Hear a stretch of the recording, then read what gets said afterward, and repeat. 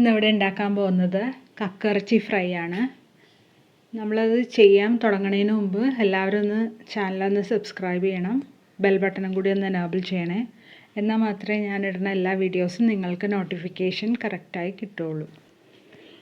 ഒരു ചട്ടിയിലേക്ക് കക്കിറച്ചി എടുത്തിട്ട് അതിലേക്ക് 3 പച്ചമുളകും കുറച്ച് വേപ്പിലയും കുറച്ച് വെള്ളവും 1/4 ടീസ്പൂൺ മഞ്ഞൾപ്പൊടിയും കുറച്ച് ഉപ്പും കൂടി ഇട്ടിട്ട് ഒന്ന് വേവിച്ചെടുക്കുക. നിങ്ങൾക്കിപ്പോൾ ചട്ടി തന്നെ വേണമെന്നില്ല, ഏത് പാത്രമാണേലും അതിൽ വേവിച്ചെടുത്താൽ മതി. വെള്ളം വറ്റേണ്ട ആവശ്യമില്ല, കുറച്ച് വെള്ളം അതിൽ ഉണ്ടായാലും കുഴപ്പമില്ല, നമ്മളെന്തായാലും വറ്റിച്ചെടുക്കാനുള്ളതാണ്. ഇപ്പോൾ ഇത് അടച്ചു വെച്ച് വേവിക്കുകയാണ്. ഇപ്പോൾ ഇത് നന്നായിട്ട് വെന്ത് വന്നിട്ടുണ്ട്. ഇനി ഒരു ഫ്രൈ പാൻ അടപ്പത്ത് വെച്ചിട്ട് അതിലേക്ക് 1 ടേബിൾ സ്പൂൺ എണ്ണ ഒഴിച്ചു കൊടുക്കുകയാണ്. അത് ചൂടായി വരുമ്പോൾ അതിലേക്ക് 1 ടേബിൾ സ്പൂൺ ഇഞ്ചി വെളുത്തുള്ളി പേസ്റ്റ് ഇട്ട് കൊടുത്ത് ഒന്ന് വഴറ്റിയെടുക്കുകയാണ്. അതിലേക്ക് ഇനി 2 സവാള ചോപ്പ് ചെയ്തത് ഇട്ട് കൊടുത്ത് അതും ഒന്ന് നന്നായിട്ട് വഴറ്റിയെടുക്കണം. ഇതിലേക്ക് കുറച്ച് ഉപ്പും കൂടി ഇട്ട് കൊടുക്കുകയാണ്. കുറച്ച് വേപ്പില, 1 സ്പൂൺ മസാലപ്പൊടി, 1 ടീസ്പൂണാണ്, 1 ടീസ്പൂൺ മുളക് പൊടി, 1/4 ടീസ്പൂൺ മഞ്ഞൾപ്പൊടി. ഇതെല്ലാം കൂടി ഇട്ടൊന്ന് ഇളക്കുകയാണ്. ഇളക്കി നന്നായിട്ട് യോജിപ്പിച്ച് വെച്ചിട്ട് 1 ടീസ്പൂൺ കുരുമുളക് പൊടിയും കൂടി ഇട്ട് കൊടുത്തിട്ടുണ്ട്.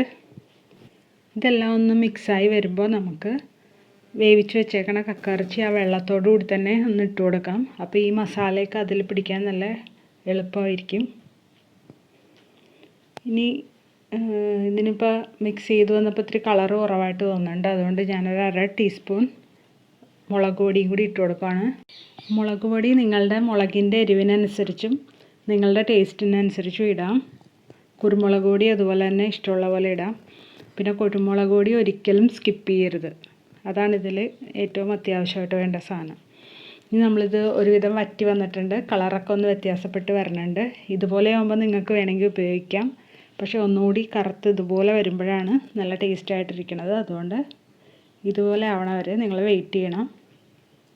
കടിക്കാൻ ബുദ്ധിമുട്ടുള്ളവരാണെങ്കിൽ ഇതിന് മുമ്പുള്ള സ്റ്റേജിൽ എടുക്കാം കേട്ടോ.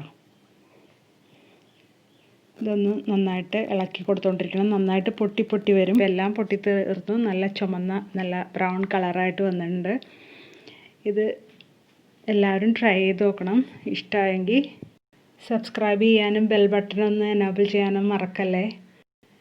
നിങ്ങളുടെ ലൈക്കും കമൻറ്റുമാണ് എൻ്റെ ഇൻസ്പിരേഷൻ. അതുകൊണ്ട് എല്ലാവരും ലൈക്ക് ചെയ്യുക, കമൻറ്റ് ചെയ്യുക, ഇതൊന്ന് ഷെയർ ചെയ്യുകയും കൂടി ചെയ്യുക. Thanks for watching.